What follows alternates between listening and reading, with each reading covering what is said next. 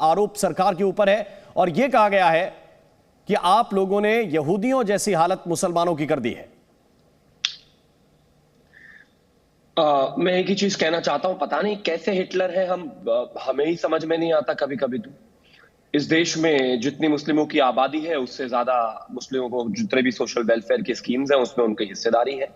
अगर टॉयलेट्स है तो 1/3 हिस्सा मुसलमानों का है, अगर घर है तो करीब 1/3 हिस्सा मुसलमानों का है, अगर राशन है तो करीब 1/3 हिस्सा मुसलमानों का है, अगर इसके अलावा कोई भी वेलफेयर की स्कीम है तो 1/3 हिस्सा मुसलमानों का है।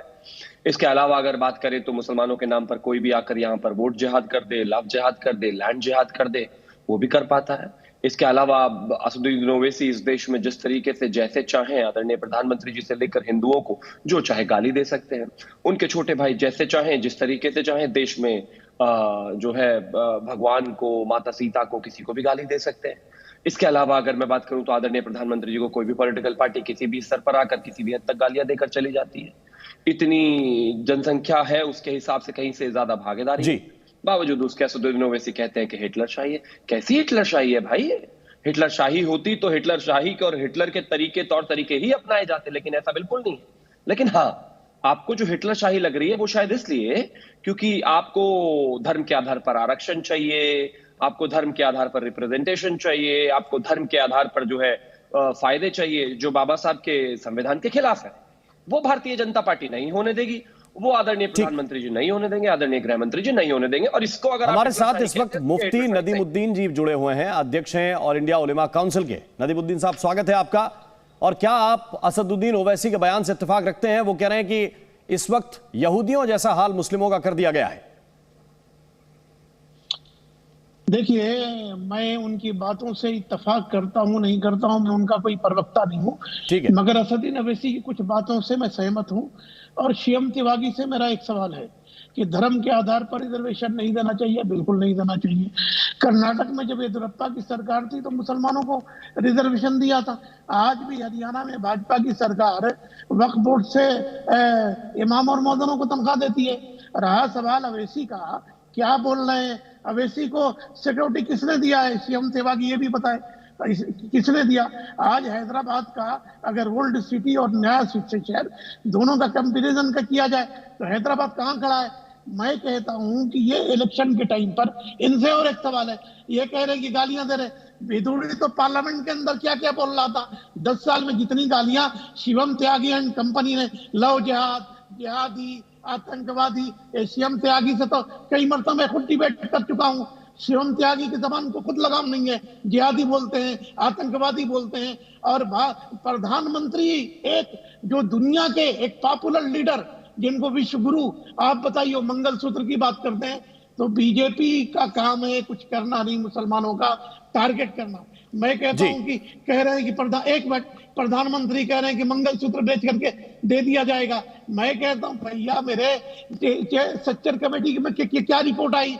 16 साल हो गया ना, 6 साल वाजपेयी जी की सरकार और 10 साल जो है प्रधानमंत्री मोदी की सरकार। अगर 80 करोड़ जनता को राशन मिल रहा है तो गरीबी कहां दूर की है? हो 60% आदमी भारत की जनता है। मैं आ रहा हूं नदीमुद्दीन साहब, आपका हमारे साथ इस वक्त AIMIM की ओर से जुड़ गए हैं दानिश कुरैशी साहब। दानिश कुरैशी साहब, क्या आपको लगता है कि हिंदुस्तान के मुस्लिम इस वक्त हिटलर के वक्त के यहूदियों जैसा जीवन जी रहे हैं? क्या बिना भड़काए लग नहीं रहा है कि इस बार हैदराबाद की सीट पार लगा पाएंगे ओवैसी? दिक्कत क्या है, परेशानी इस बात को लेकर के है, ये शायद ये जो दौर है ये टेक्नोलॉजी का दौर है और साइंस का दौर है। हिटलर के जमाने में जो कुछ हुआ उस जमाने में कम्युनिकेशन इतना आसान नहीं था, उसके बावजूद भी चीजें घटना घटी। लेकिन आज के दौर में तो यहाँ राम शर्मा बोलेंगे और यहाँ दानिश को पता चल जाएगा, यहाँ दानिश बोलेंगे वहाँ और किसी को पता चल जाएगा। इन परिस्थितियों में भी देश के प्रधानमंत्री पद पर विराजमान नरेंद्र मोदी जब ये कहते हैं कि हिंदू बहनों के गले से निकालकर मुसलमानों को या उनके बच्चों को दे दिया जाएगा, ये जो भाषा है, क्या ये भाषा और कितने मतलब संत वाणी जो है ये ये और कौन बोलता है दुनिया में? तो फिर आप हमें ये बताइए, देश के प्रधानमंत्री पद पे जब गुजरात के अंदर में आते हैं तो आके वो मुख्यमंत्री को कहते हैं कि मुख्यमंत्री ये साफ करी ना, क्यों क्या साफ कर दिया? वहां पर आपने मस्जिदें ढा दी, वहां पर आपने खानकाहें ढा दी। यूपी में आप देख लीजिए, तो यूपी में जब एक परिवार निकलता है अपनी महिलाओं के साथ में तो क्या आलम होता है? सामने आप देखेंगे तो आपको मस्जिदों को ढक देने का फरमान जारी होता है। तो ये जो परिस्थितियां हैं कि मुसलमान सड़क पे नमाज नहीं पढ़ेगा और आप जो है होली में भी महिलाओं के साथ भी बदसलूकी करेंगे, आप ट्रेन में निकलेंगे और ये कहेंगे कि आप वो जो बड़ा नेता है उसको वोट करिएगा और वो जो छोटा वाला नेता है उसको वोट करिएगा। ये जो चीजें बन रही हैं उसी पर बात कही है बैरिस्टर असदुद्दीन ओवैसी साहब जी। ये तुलना यहूदियों से हो गई, ठीक है। मैं शिवम त्यागी से इस पे एक रिस्पॉन्स जरूर लूंगा, इसके बाद विजय शंकर तिवारी जी के पास चलूंगा। शिवम, दानिश कुरैशी जी कह रहे हैं कि ये जो स्थिति बनाई है ये आप लोगों द्वारा निर्मित की गई है, बताइए। देखिए, मुझे एक चीज लगती है और जिस तरीके की स्थितियां बन रही हैं, बिल्कुल सही सवाल आपने मोहन जी उठाया था, वो ये कि जिस तरीके से हैदराबाद की स्थिति है, सीट जाती हुई नजर आ रही है। अब इनके सो कॉल्ड बैरिस्टर साहब जो है हारने की कगार पर है, इसलिए लगातार इस तरह की बयानबाजी कर रहे हैं।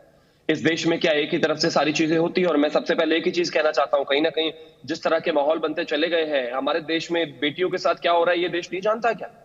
कर्नाटका में अभी जहां पर आदरणीय गृह मंत्री जी मिलकर आए, आदरणीय अध्यक्ष जी मिलकर आए, उस बेटी के साथ क्या हुआ है ये देश नहीं जानता क्या?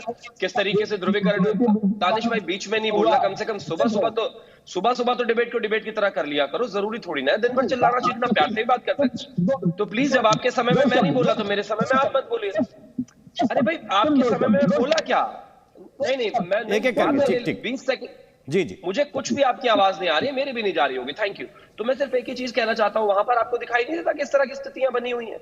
मैं सिर्फ एक ही चीज कहना चाहता हूं, आप जिस तरीके से लगातार जानबूझकर मुस्लिमों को भड़काकर डराकर उनसे वोट लेना चाहते हैं, अब उससे बाहर निकलिए।